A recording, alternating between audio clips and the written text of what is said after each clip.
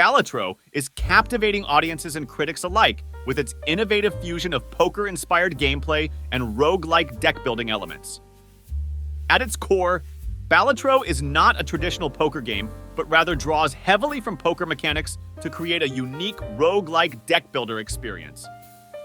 Players start with a standard 52-card deck and work through rounds, or blinds, aiming to score a minimum number of chips to advance, all while not playing against direct opponents.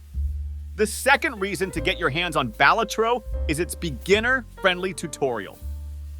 The game introduces a clever tutorial system that aids players in understanding different poker hands, which is essential for strategizing and enjoying the game to its fullest. Adding to the depth, the inclusion of over 100 different Joker cards and various consumables allows for extensive customization and strategic diversity, ensuring no two runs are exactly the same.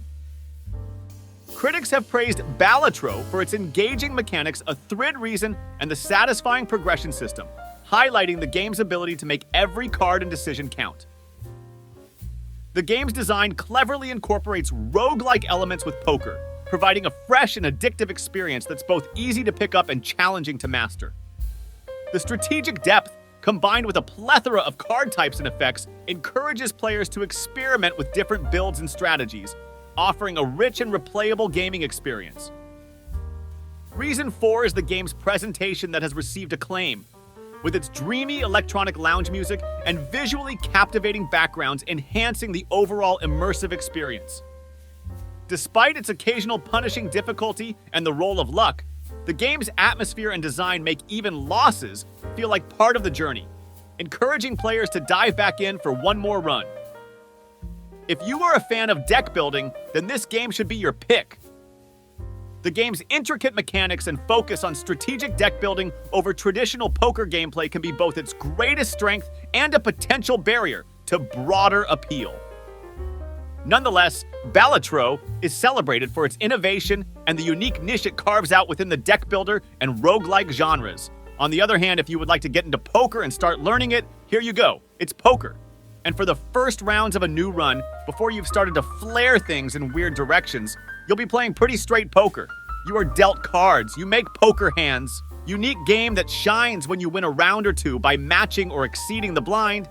Each card has a chip value, and your hands also boost the multiplier. Low blinds start at around 300 chips and are not hard to reach. And then you get a shop between rounds. This is where Balatro lives. The shop is its big thing, and here's why. In the shop, you spend your winnings so far to buy things that allow you to take on bigger blinds. At the simplest level, these might be planet cards that level up the multipliers and chip values of hands. Just stick with planet cards, and by the end of a run, almost every hand you play will have a little extra oomph behind it. Not bad at all. Are you a tarot card addict? Here is reason number 8 to play Balatro. Tarot cards allow you to add new elements to the cards you have in your deck, so an ace might come with a killer multiplier of its own, or might give you extra chips if you keep it in your hand and don't play it. Do you love the Joker and Batman? Here you go. This game has Jokers. Jokers create new rules. They stick with you for the course of a run unless you sell them back to the shop, and generally you can have 5 in play at any one time. A standard Joker might add a nice multiplier, or give you a multiplier when a hand contains a certain card.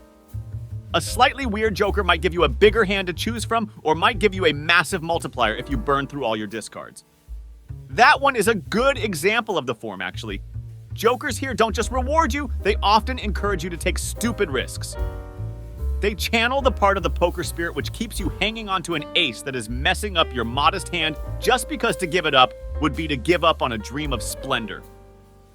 The last but not least, it all works and it clips together so beautifully that I sometimes find it slightly airless. It's staggering to me that this is the work of a single person, but for me it lacks that spark of strangeness, of design risk that keeps me returning to a deck builder.